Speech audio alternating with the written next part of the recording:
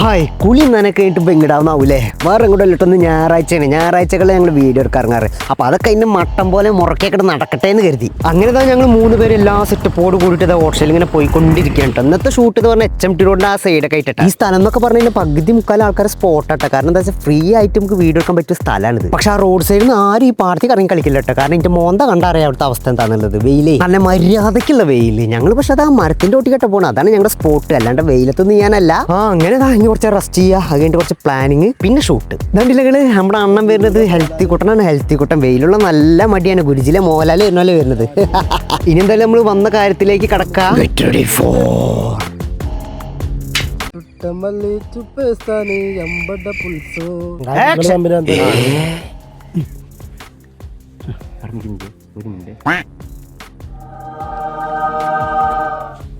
നമ്മുടെ ഇഷ്ടത്തിന് കാറും പണിയുന്ന കാരണം നമ്മുടെ പേരൂടാ.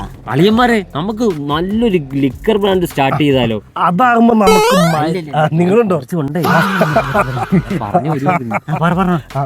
ആക്ഷൻ. നമ്മുടെ ഇഷ്ടത്തിന് കാറും പണിയുന്ന കാരണം നമ്മുടെ പേരൂടാ. അളിയന്മാരെ നമുക്കൊരു ലിക്കർ ബ്രാൻഡ് സ്റ്റാർട്ട് ചെയ്താലോ? ജവാനെയൊക്കെ വെല്ലുന്ന ഒരു ഐറ്റം നമുക്ക് കൊണ്ടിറക്കിയാലോ? അതാവുമ്പോ നമുക്ക് കുടിച്ച് മരിക്കാം. നമ്മൾ വാല് വെച്ച് കിടന്നുറങ്ങാം.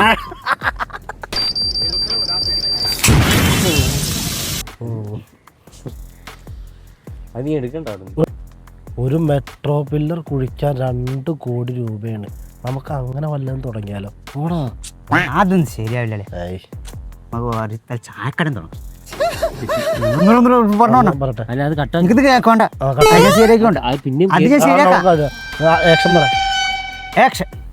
ഒരു മെട്രോ പില്ലർ കുഴിക്കാൻ 2 കോടി രൂപയാണ്.